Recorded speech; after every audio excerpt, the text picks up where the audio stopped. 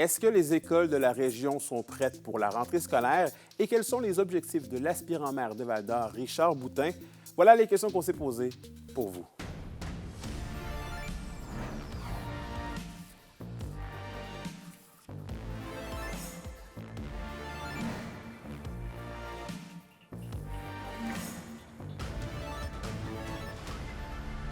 Ici Anthony Dallaire et voici vos informations.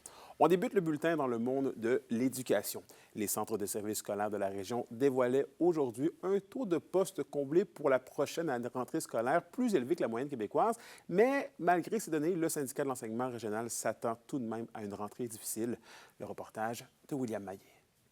Cette rentrée-ci, elle se vit vraiment sous le signe de l'incertitude. Le syndicat de l'enseignement de la Jamaisie et de l'Abitibi-Témiscamingue est peu confiant sur plusieurs points pour cette rentrée 2025-2026. La valse là, des restrictions budgétaires qu'on a connues avec le ministère de l'Éducation qui a annoncé des restrictions massives en juin, qui a fait volte-face en juillet pour réinvestir, pour une partie des sommes. La crainte principale du syndicat est dirigée vers les services à l'élève, qui seront durement touchés, selon lui, par les restrictions budgétaires et par le gel d'embauche qui empêche l'arrivée de nouvelles ressources. On coupe des heures en éducation spécialisée, mais également du côté des professionnels, hein.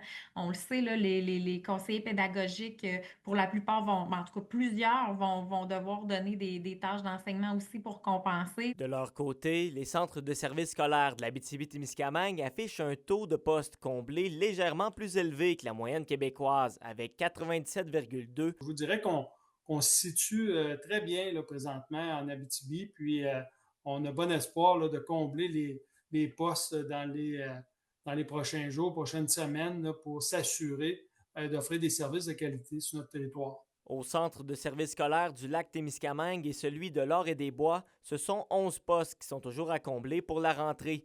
Il y a toutefois moins de contrats à attribuer. J'aimerais quand même vous rassurer en vous disant que 11 postes, ça ne veut pas dire qu'on a personne qui sont sur les postes, parce que quand on parle de contrats qu'on peut donner également, ça ne fait pas partie de ces données-là. On a 8 contrats qu'on a à distribuer, donc on est vraiment optimiste là, de pouvoir trouver pour débuter l'année scolaire là, la semaine prochaine. À partir de lundi prochain, dépendamment des secteurs de la région, les écoles accueilleront leurs premiers élèves en classe.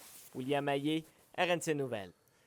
Et on poursuit en politique municipale puisque l'entrepreneur général Richard Boutin a officiellement lancé sa campagne électorale hier soir à la Cité de l'Art de Val-d'Or.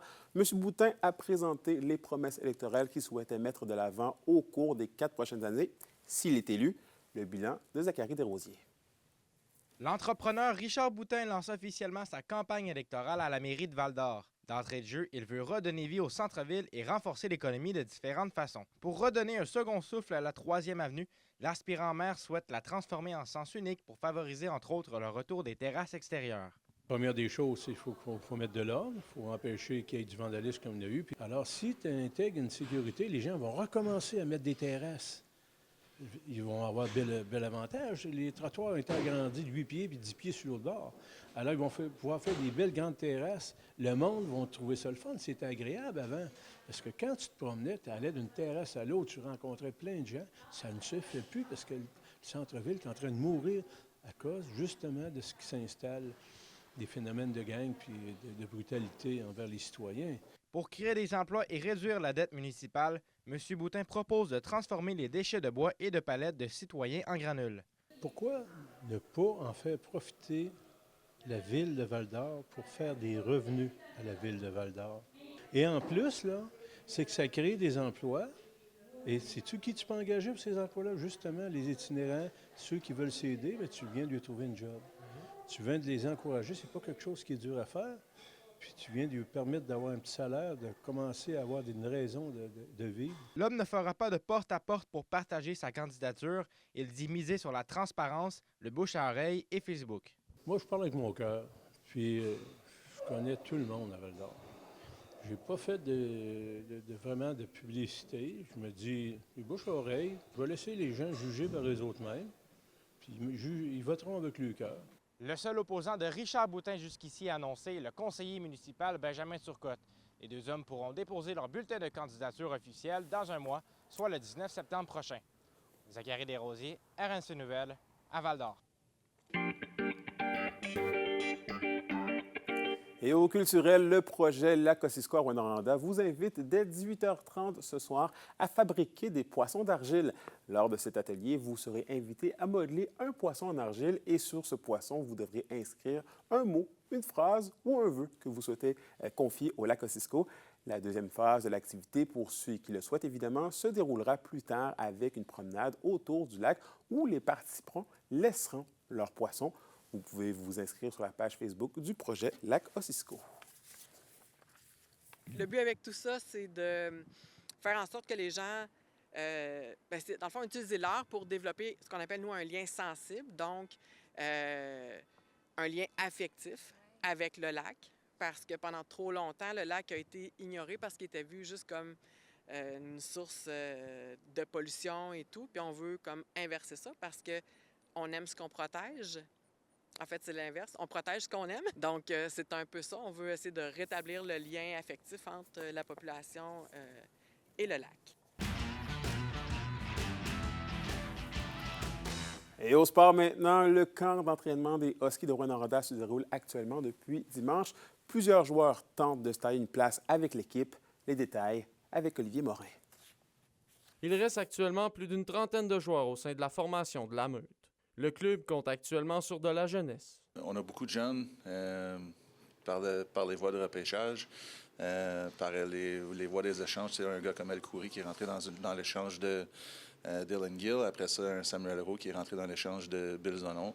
Ça se bouscule aux portes, puis c'est le fun d'avoir de voir cette compétition-là, puis d'avoir cette profondeur-là. La situation actuelle rendra donc les choses intéressantes, notamment au niveau de l'attaque, car plusieurs places sont disponibles à cette position, ce qui risque de causer un véritable casse-tête pour la direction puisque seulement 23 joueurs pourront être de l'aventure pour débuter la saison. Ça va être des décisions déchirantes. Là. On a il y a une belle lutte à prévoir, surtout à l'attaque, au niveau des jeunes attaquants là, qui poussent pour se greffer à notre alignement. Puis, on a eu un camp extrêmement compétitif, puis ça a été très plaisant à voir. Par ailleurs, la formation qui débutera la 30e saison de l'équipe devrait être connue d'ici peu, comme le mentionne Steve Hartley. C'est sûr qu'avec la période des transactions se termine dimanche à midi.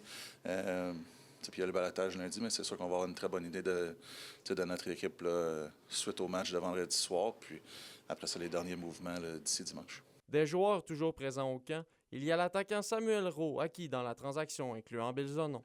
Lui qui met tous les efforts pour tenter de gagner sa place au sein de la formation. Je pense que ça va quand même bien. On essaye surtout de mon côté, j'essaie de jouer dans mes forces. Puis je pense que c'est ce qui va m'emmener du succès. Puis essayer de me faire valoir auprès des entraîneurs pour essayer de me tailler un poste au niveau de l'équipe. Puis être un joueur des Huskies pour la saison.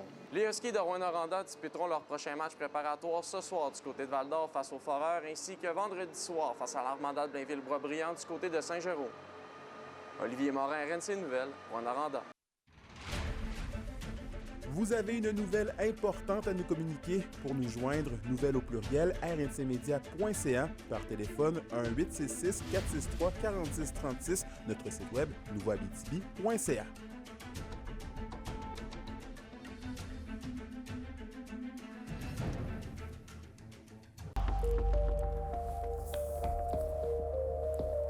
Et à la météo de l'Abitibi-Témiscamingue pour ce soir et cette nuit, c'est quelques nuages avec une nappe de brouillard qui devrait se former au courant de la nuit. Les minimums seront de 12 degrés Celsius. Pour la journée de demain, on prévoit une alternance de soleil et de nuages avec des maximums de 26 degrés Celsius. Et finalement, en aperçu pour vendredi, c'est toujours quelques nuages avec des maximums entre 25 et 26 degrés Celsius. Et voilà, c'était vos informations régionales. Merci encore une fois d'avoir été des nôtres. Nous, on se dit bien évidemment à demain pour la suite des choses. D'ici là, prenez soin de vous.